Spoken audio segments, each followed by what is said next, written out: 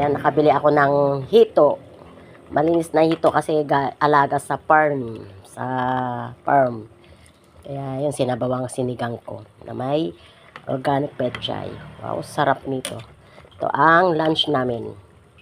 Hindi naman ako basta-basta bumibili ng hito. Eh, kilala ko naman yung nagbenta at talagang alaga sa organic farm. Wow. Ang sarap. Ang nilagay ko sampalok. Sarap. Sarap ng asim niya. Iba talaga pag yung natural yung sampalok. Ano masabi mo? Wow! Talap-talap! Kain na tayo. Sarap. Talagang sarap higop-higupin ang sabaw. Bago may kamatis pa. Tapos pechay. Wow.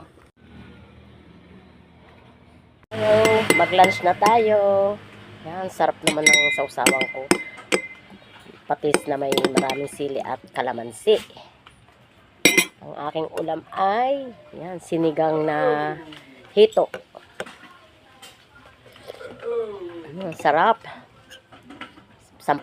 Fresh na sampalok ang aking pinampaasim. Sarap. Sarap yun. Wow. Kanina, breakfast ko, ano lang oats. Quaker oats. Sarap.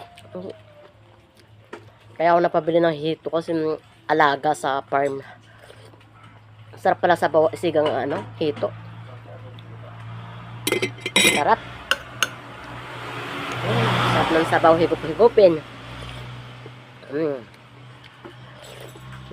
Grabe. Sarap.